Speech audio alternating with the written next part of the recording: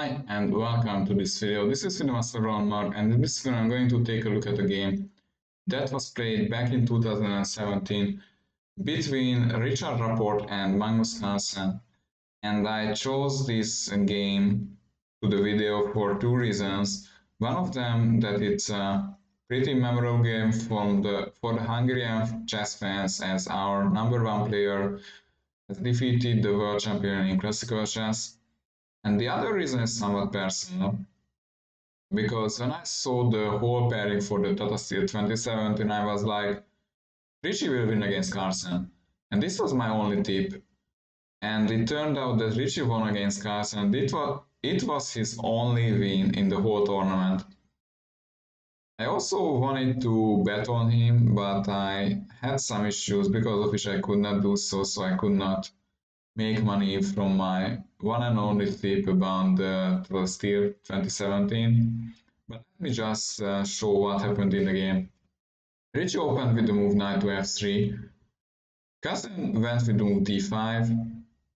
Ricci goes with b3, fianchetting the bishop and trying to occupy the long diagonal like this. Carlsen goes with the move bishop to f5. There comes bishop to b2. Normal development, and I don't wanna spend too much time on the opening because they played normal opening moves according to the very basic principles that you should occupy the center somehow, you should develop your minor pieces and you should castle, which was seen in this game. h6 is a retreat square for the bishop on h7, so knight bd2, knight f6 came preventing the move e4. Ricci strikes with c4, putting some pressure on this pawn. Carlsen solidifies with c6, and in fact, Carlsen plays reverse London system.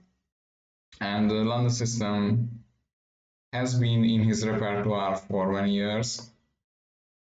So it's the same, but with tempo down. But in such positions, this tempo is not that relevant because the play is pretty slow. So bishop b7, bishop g2, Carlsen castles, Ricci also castles, and there comes move knight bd7. And so far, even amateur players can play like this because you just need to know the opening principles. And now comes the middle game. Ricci of course knows that in such a situation, usually he should either go with the e4 break or play on the queen side with b4. He goes with the move a3, preparing b4, Carlsen stops it.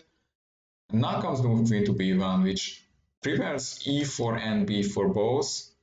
Carlsen draws back the bishop to h7 to not run into e4 with the tempo. Ricci goes with the move b4. At first glance, it might look that, white is just losing a pawn with bishop b4. It turns out that bishop takes f6 is just winning for white because the bishop is attacked and the queen is attacked, and a move like rook takes a1 is not great for black, as there is like bishop takes a1 and white is just on a piece. Instead, queen b6 came, which puts more pressure on the b4 pawn. Ricci goes with bishop 3-3. It looks that the pawn can even be defended now because there are two attackers and two defenders, and in general you need more attackers than defenders to take something. Carlsen took an a1, and this deflects one of the defenders of the b4 pawn. And he took on b4, but in fact this is not a problem for white. The usual, somewhat usual pin it to win it idea is not working in this position because there is no bishop takes 3-3, which attacks the queen on a1. The queen takes 3-3 is the only move, as we have to recapture the piece, and our queen was also long enough. For something like queen c7, black is up a clear pawn, so the rook b1 pin it to win it is not working. But white can try bishop takes b4, queen takes b4, and now rook b1. And the point is that the b7 pawn cannot be protected in this way. Carlsen goes with queen d6.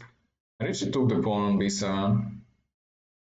So we've got a pretty simplified position, and considering the styles, this should favor Carlsen actually, because Ricci likes very chaotic positions, and Carlsen usually shines in such such positions. He goes with the move e5, which is pretty normal, and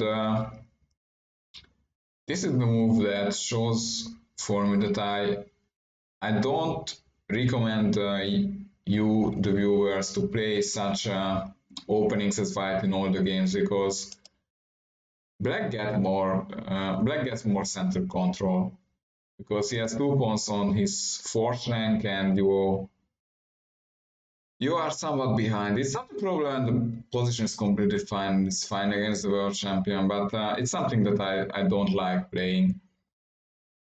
Ricci goes with the move d4, which puts pressure on e5, and now Carlsen has to decide what to do. So there are two logical moves. e4 would be one, which wasn't played in the game because after knight to e5, as you can see on the screen, there are two very annoying pieces by white, and in a practical game, and also the engine evaluation prefers white slightly, which is pretty understandable due to the more active white pieces. So a knight takes e5 is not an option because of d5 you would lose a piece. It's a fork. So e4 is not that great, so Carlsen took on d4. Ricci took back with the knight, allowing the move c5, which gains space for black. And you might want to go forward and be active, but in this case it's not doing anything because only the queen is attacked by the knight, and a move like queen, after a move like queen e6, the c4 and the e2 pawns are both hanging. So something like cd5 queen e2 can come, but the queen is active. The bishop is starting to be happy as well, so it's not something you want as white. Instead, Ricci goes with the move knight 4 to b3. So the similar line is like this when now the knight is protected, so white has more choices to choose from. But Carlsen still goes with move d4, which is also fine, gaining space. And Ricci goes with the move bishop to h3, putting pressure on the knight because in this diagonal the bishop was active, but at the same time it wasn't putting any pressure on the black position, and white could just play around the long diagonal. So bishop h3 is a clever move to put pressure on the d7 pawn, and the knight is also putting pressure on c5. So it's often good to just put pressure, and opponents can easily collapse due to the pressure. And also this move prevented queen e6, which would have been somewhat annoying to face. So Carlsen, I think, should have played move rook to b8 to exchange his somewhat bad rook for the active b7 rook. Now the position would have been equal. He played instead the move d3, and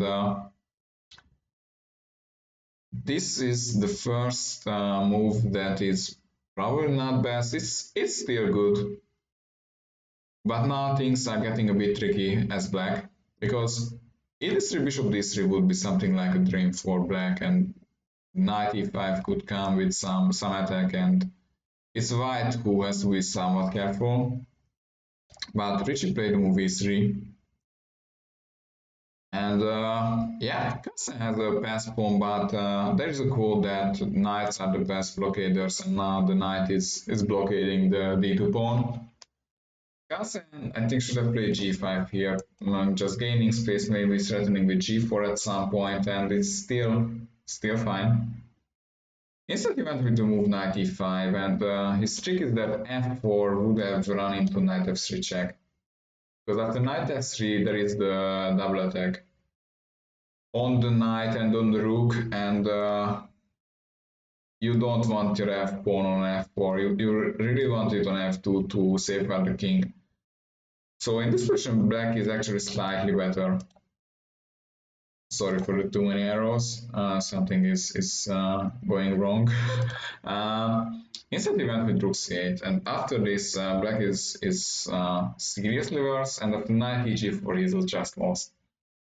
The problem is that e4, e5 can come, and e4 was played actually. And e5 with the fork is a, sorry, e5 with the fork is a threat, and also this g4 knight is terribly misplaced. So Carlsen goes with rook e8, and his plan is to sacrifice a piece for 2 pawns, which was played, and he's hoping for this fence pawn, and maybe he can do something with the rook, but in fact he is lost, because there is no rook to b6. White just wants to trade some pieces, and then he can simply win the position. So queen b6, queen e5, black's position will just collapse. Instead he goes with the move queen e7, which is threatening the move rook e1 check. But Ricci sees that there is no escape square for the king. So it's almost like a backrank mate, and he goes with the move rook b8 check. And knight e8 is the only move. Now Ricci was able to calculate like 2-3 moves ahead, and Black's main problem with the tactical variations that are coming is that there is no escape square for the king. There is no bishop c6, sacrificing the queen. But after queen e1, knight f1, Black has just resigned the game because there are no checks, and as they say, the knight is the king's best friend, because if you interpose a knight to such a check, it controls important checking squares by the queen.